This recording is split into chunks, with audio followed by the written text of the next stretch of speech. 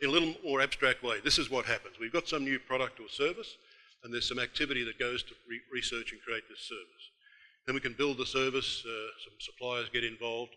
Now we're ready to go, and we can start promoting the service. We can start having conversations with our customers.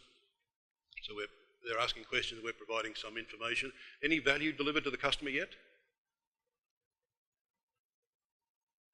None? Not much anyway, but we've answered a question or two maybe, or we sent them some brochures, but whether that's value or not might be debatable. It's at this point here when we can deliver a service that actual value happens. All of this other stuff's going to be important. If we don't design it properly, then we can't deliver value, of course.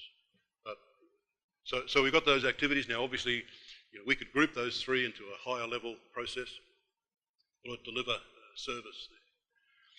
Now, nowhere in there have we said anything about the organisation or the organisation chart, because it's irrelevant, except that various parts of the organisation, various business units, whatever you call them, will combine at various stages to execute the processes.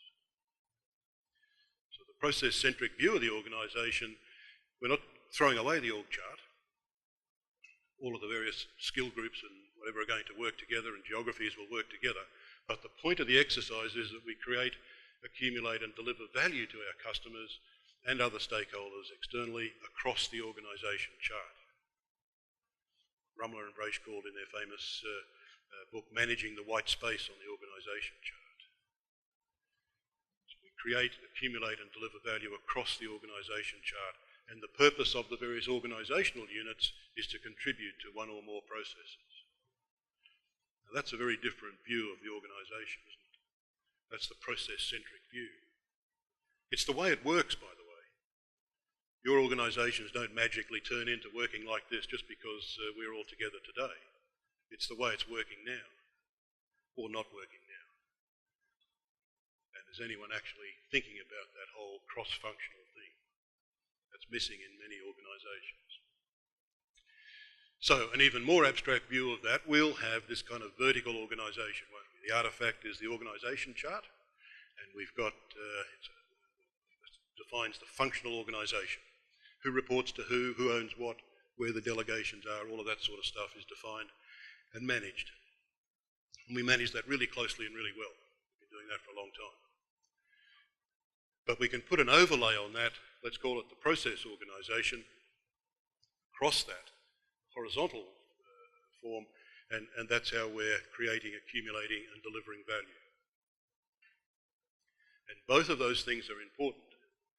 I'm certainly not saying you throw out the org chart. I'm saying you need to maintain the functional organisation, but the purpose of the functional organisation is to support the processes which are happening at right angles to it, as it were. So I think, this for me is kind of process-based management on one slide.